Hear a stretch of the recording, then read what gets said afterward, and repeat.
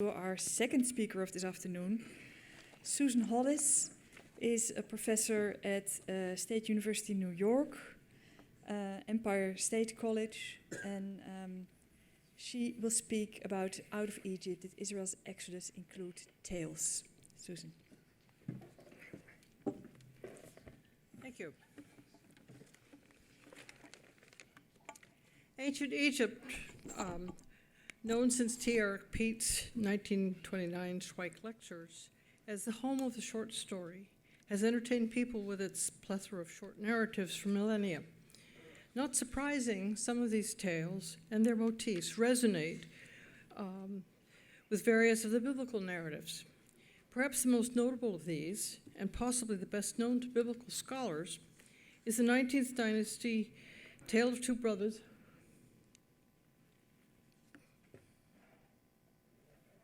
From the papyrus, we have to turn this on.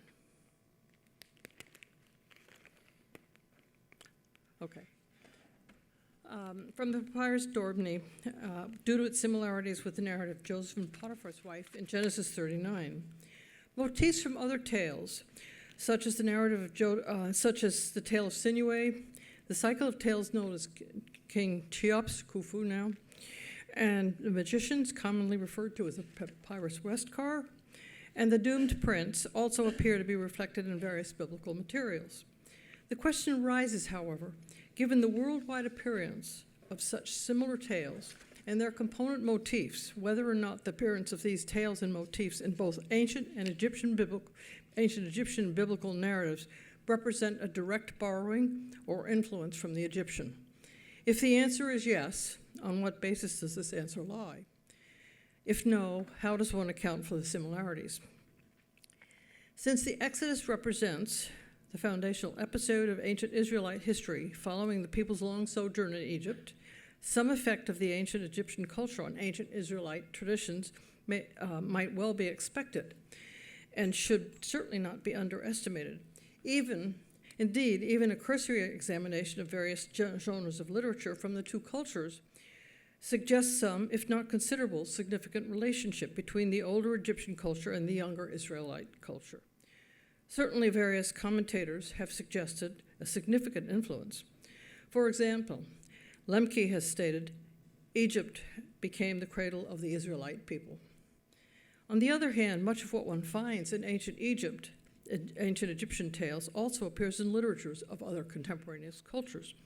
In brief, the tale of two brothers presents two brothers, Anubis, the older and married, and Bata, the younger, who lives with Anubis. The older brother's wife has found her younger brother-in-law so attractive that she proposes sleeping with him and rewarding him with all kinds of fine things. Angry as an Upper Egyptian leopard, Bata refuses her, noting she is like a mother to him and asking, quote, "What is this great wrong you said to me," unquote, and stating he will say nothing about this episode. She apparently does not trust him or believe him and presents herself as assaulted by him when her husband Anubis returns that night. Anubis then becomes like an Upper Egyptian leopard and sets out to kill his younger brother who, warned by his cattle, as he was returning to the barn with them, turns tail and flees. You've heard references to this earlier today. Eventually, Bata prays for help to the sun god, Harakti, who assists him by separating the two men with a river populated by crocodiles. Bata reveals the reality to Anubis the following morning, and in an enigmatic move, seemingly to affirm the truth of his words, he severs his phallus. He then tells his brother that he will go live in the Valley of the Pine in present-day Lebanon, where he will place his heart on a tree. Bata makes a pact with Anubis, however, telling him that when his beer foams, he, Anubis, will know some evil has happened to him, that is to Bata. He, Anubis, should then seek his brother's heart and revive it by placing it in a bowl of cold water. In time, as Bata predicted, his divinely created wife, who had been taken to Egypt, betrays him to the king, who then arranges his death to avoid adultery. On the consequent receipt of the sign, Anubis carries out the necessary acts to revive his brother. and the two brothers, Bata, now in the form of a beautiful bull, return to Egypt to a celebratory welcome. There, Bata Bull reveals himself to his wife, his former wife, who then has him killed. But he is reborn as a pair of Persea trees. These Persea trees grow from drops of blood that fell on the ground beside the gates, kind of a Jack and the Beanstalk motif, from which he again reveals himself, that is, from the trees, to his former wife. She has the trees cut down, essentially killing him again. But she becomes impregnated by a splinter from one of them, eventually giving birth to Bata's son now, who is now the king's heir. In time, the king dies, and Bata assumes the throne, at which point the wife is judged and killed. The similarity of the first part of the narrative of Joseph and Potiphar's wife struck commentators early on as comments by Reverend Charles Boldenke, Ph.D., in his 1892 publication of the papyrus Dorbney Illustrate. He says, "We do not claim that Moses, who certainly knew and had studied the papyrus while a student at the University of Heliopolis, simply copied the situation. For only a slight portion of both accounts is similar, but he may have had the wording of our papyrus in mind while writing a story." While there was never any evidence then, nor is there now, of a university at ancient Heliopolis in Egypt, Boldenke's comment underscores the understanding that even in the late 19th century, that the Israelites' sojourn in Egypt affected them in various ways. And this tale, announced first in 1852, is commonly considered a major example of Egyptian influence. The tale's initial episode, formerly known as Arn Thompson Type 318, the Faithless Wife, and known even more commonly as the Potiphar's Wife motif in folkloristic scholarship, exists worldwide, beginning at least as early as the ancient Sumerian narrative. Sumerian narratives go back to the 3rd millennium BCE of Gilgamesh and the Bull of Heaven, a variant of which, and much better known to us from the later 6th tablet of the Epic of Gilgamesh. In fact, there exist at least 7 identifiable texts, including pre-biblical tales, including two brothers with this motif.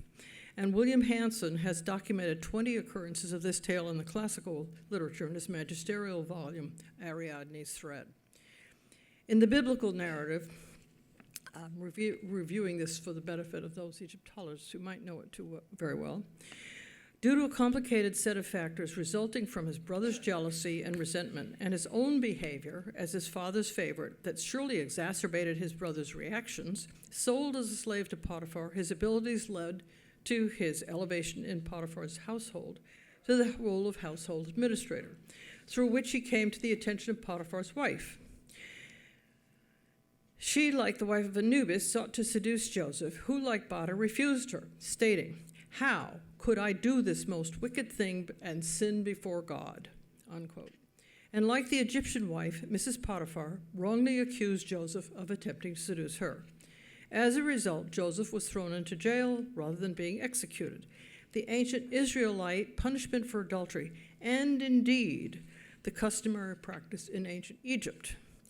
While there, he accurately interpreted the dreams of two fellow prisoners, which later led to his interpreting some dreams of the Pharaoh and his eventual elevation to the Pharaoh's right-hand administrator.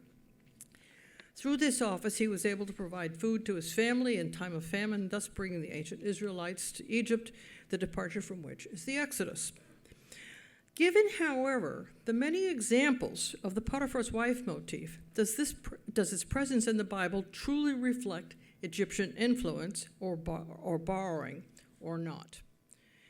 The answer is equivocal, given several unquestionably older narratives from ancient Eastern Mediterranean, which exhibit this motif. In each case, an older, more powerful female attempts to seduce a younger male and is rebuffed, albeit for different reasons, but always rebuffed. And the male is punished in some way.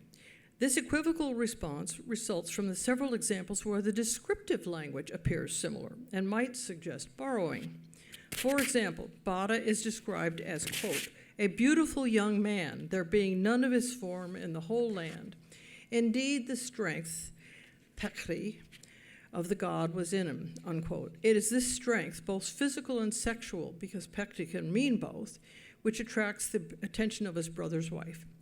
Turning to the biblical analog, one finds a similar description for Joseph. Now Joseph, quote, now Joseph was well built and handsome, unquote. While appearing to lack the sexual connotation of the Egyptian, the result was the same. The wife of Joseph's Egyptian master not only desired him, but also attempted to seduce him.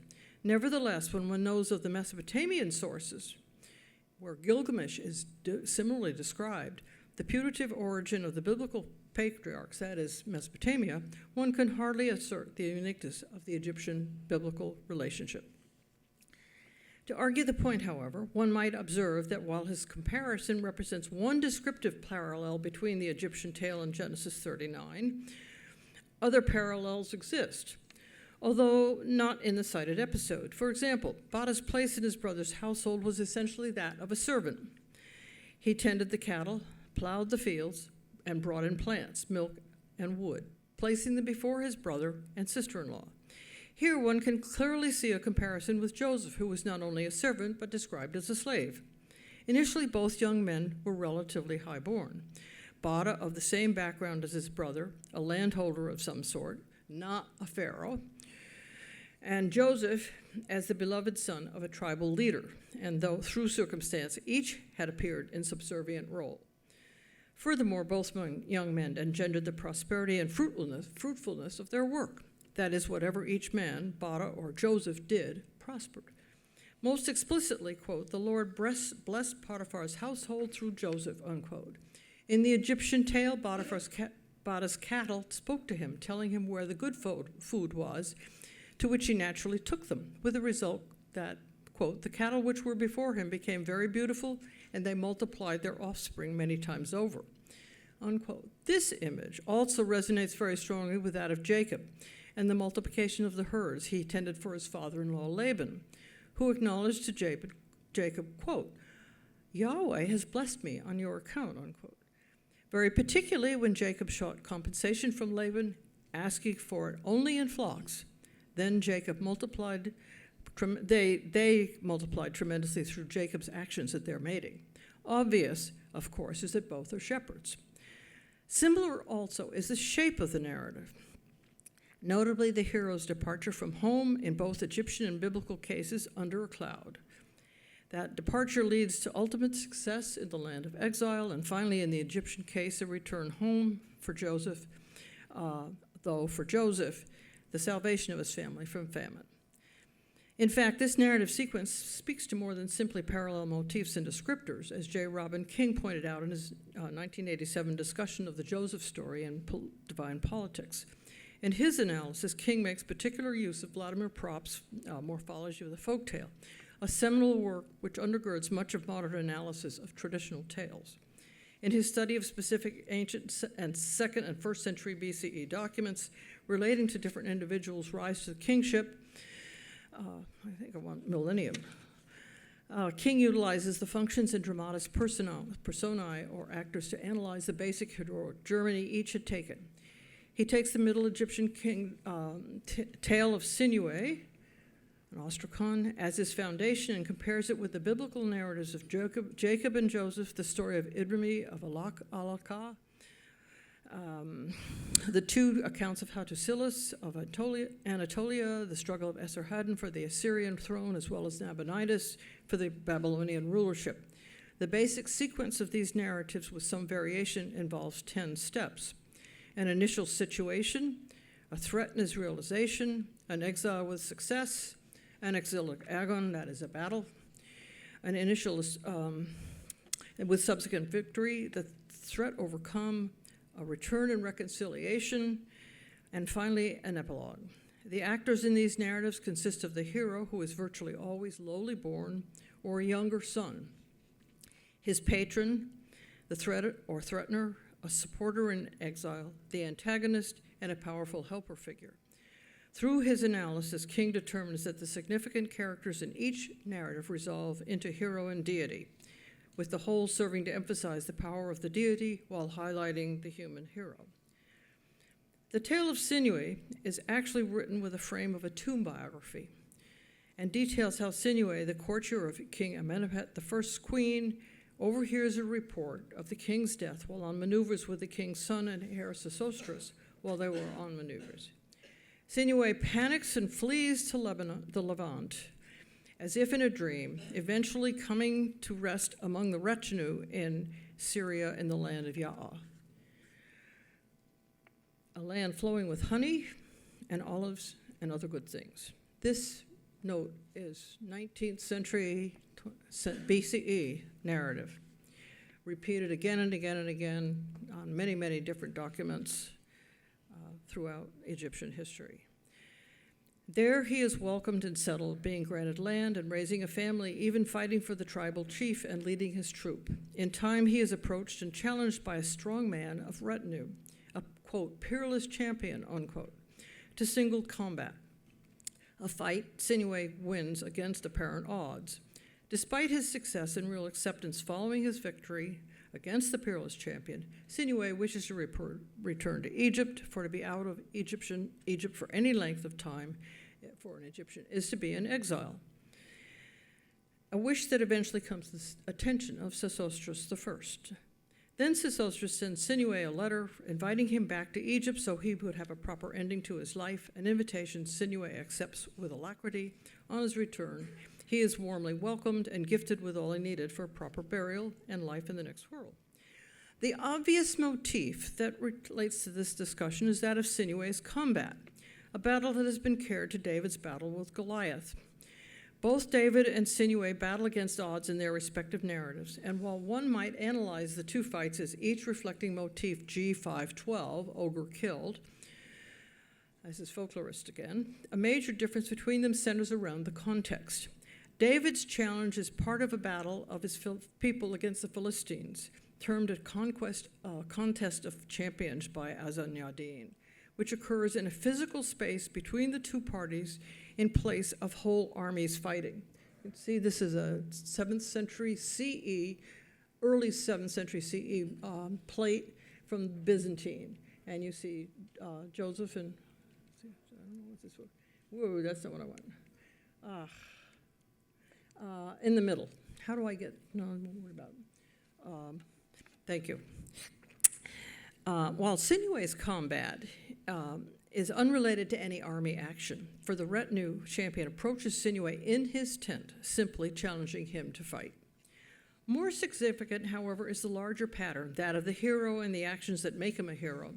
Returning to King's work, each of the protagonists in the narratives he discusses leaves his home, overcomes some kind of threat, and returns for reconciliation and a higher status. Sinuhe certainly fits this pattern. Joseph, however, does not return. However, his family from whom he has been estranged joins him in reconciliation after his spectacular rise from slavery to power under the sponsorship of the Egyptian pharaoh. And of course, Bada, initially a pastoralist assisting his agriculturalist brother as needed, ends up as king.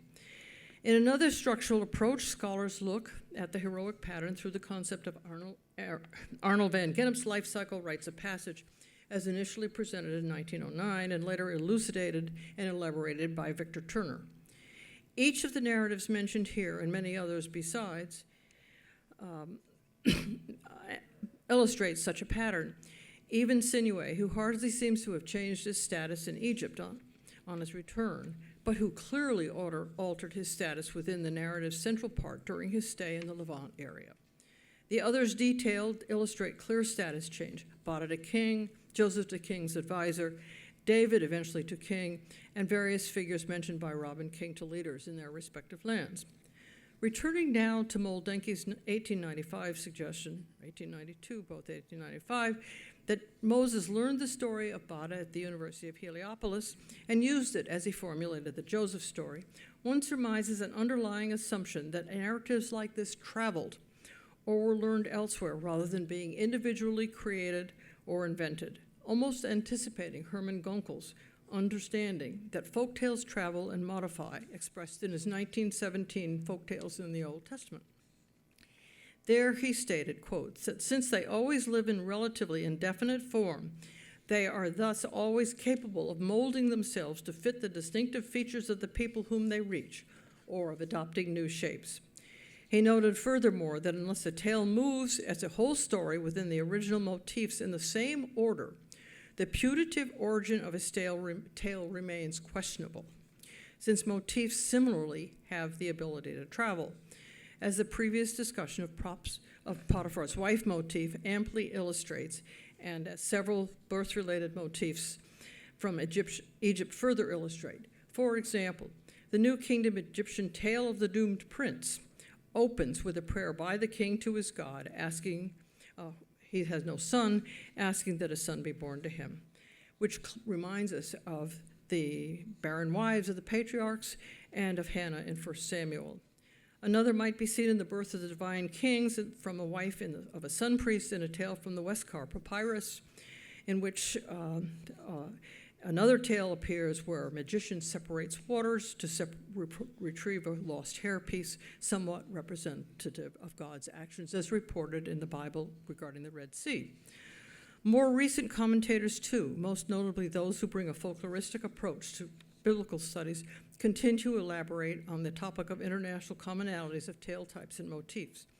As Susan Nidich has stated, quote, cross-cultural comparisons reveal what is unique and what is not, asserting further the sharing of patterns and motifs found in various culture itself is itself a trait of folklore, a trait evidenced by the Bible. On this question, one may also look at J.R.R. Tolkien's classic discussion on fairy tales. As an Oxford-educated scholar and a highly regarded English philologist, Tolkien brought to his writing a solid, critical approach, and thus his thoughts on the tale are worth serious attention. The questions Tolkien raises in this essay include the following. What are fairy tales? What is their origin, and of what use are they? To the first, he notes that rarely do traditional tales include fairies. While to the second, he observes that it is, quote, a variant of the problem that the archaeologist encounters, or the comparative philologist, with the debate between independent evolution, or rather invention, of the similar inheritance from a common ancestry and diffusion at various times from one or more centers, unquote. In the end, he leaves one with no clear answer. To the third, he notes that tales model growth, the life journey with its humps and bumps, during which one gains dignity and even possibly wisdom. These statements clearly move the conversation back to the travel and constant mutability of tales, Gunkel's molding, while maintaining an essential core as one sees in the patterns and motifs presented here. Ultimately, then, John Levinson's words, commenting on the Potiphar's wife motif episode in the Jewish Study Bible, makes sense. Quote, although some dependence is likely, the biblical narrative adapts its prototype to the characteristic Israelite theological and ethical convictions, to which one may add Azan Yadin's observation that the national identity of ancient Israel is forged, at least in part, by its national literature, the Bible, its core telling of God's relation to his people, Israel. Thus, while one may easily find tale types, motifs, and patterns from Egyptian narratives reflected in the biblical materials, their ubiquitous nature and the focus and purpose of the materials within the Bible itself hardly supports more than a minimal, if any, dependence on Egyptian materials. The limitation here lies in the words tale, tale type, motif, and patterns. For the focus of these materials as folklore in general, as expressed by William Bascom, lies in entertainment, validation of the culture, education, and maintenance of conformity to the culture's values, each of which these tales do. There are, however, other types of ancient Egyptian literature on which the biblical dependence appears much more direct, most notably wisdom and instructional materials, a discussion for another day. Thank you. I did it. You still have a minute and a half. Thank you very much. We have time for questions, reactions. Yeah. Hi, Susan. I want to thank you for your... Ron Hendel, I want to thank Susan for your very interesting paper. And I just wanted to add, just to throw into the mix, since you were talking about Proppian analysis of Sinuhe and so forth, another similar instance that I'm sure you're familiar with, Otto Rank's pattern of the life of the hero, the myth of the birth of the hero, in which Moses is his prime example. Yep. And so that's kind of germane for this topic of the Exodus, and raises these issues of psychological motivations and unconscious patternings, and also cross-cultural and subcultural kinds of transmissions of motifs. This obviously could be a much, much longer paper that brings in all of that. And as I was working on this, I was thinking, maybe this deserves a monograph that brings it right up to date. Gary? Thank you, Gary Rensburg. Susan, I'm struck by the list of literary theme parallels to the Potiphar's wife motif that you presented. I don't know anything in the Akkad narrative which suggests that, unless you're referring to a not somewhat seduction of Joseph, but she's not, of Akkad, but she's not married. Ditto for Ishtar and Gilgamesh. And then I was struck by the fact that you didn't include in your list, which I consider to be a close parallel as well, which is the story of Bellerophontes. So could you comment? That, in the process of trying to bring this down, that somehow got left out. It should not have been left out. It was definitely part of it, has been part of it in every discussion I've had. My students are expected to read that along with the Sixth Tablet of Gilgamesh, the Potiphar's wife narrative, and the Tale of Two Brothers when they discuss this. So I apologize for leaving that one out.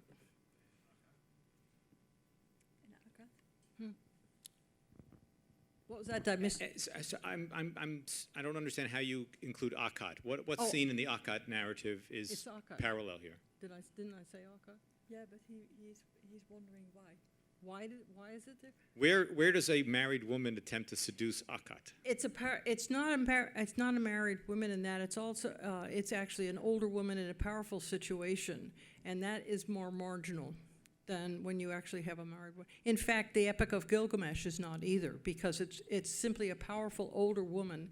So the issue is an older powerful woman who is, or in the case of Akkad, and in the case of Gilgamesh, it's a goddess who attempts to seduce a younger virile male to behavior which is outside, which provides problems for the male. It's a catch-22. There's no way that a male can get out of this situation in a healthy fashion.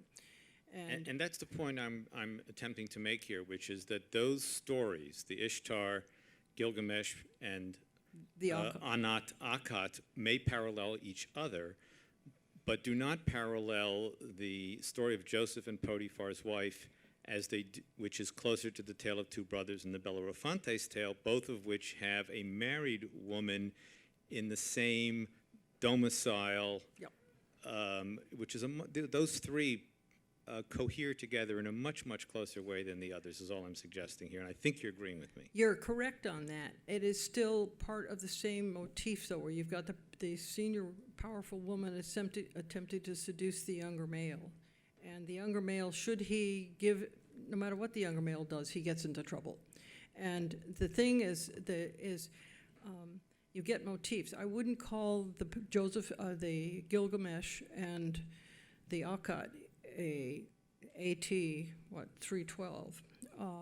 It would be the Potiphar's. It would be the motif, however, which is has a different aspect. The difference between tale types and motifs, I didn't have time to go into in the paper, but there is a difference between tale types and motifs. And a motif is the smallest thing that can move across from one narrative to another. Tale type can often has a number of tale types in it, as does the Epic of as does the Tale of Two Brothers, which actually has at least three identifiable tale types within it. I see that there are more questions, but we've run out of time. So I would like to ask you to address this during the tea break.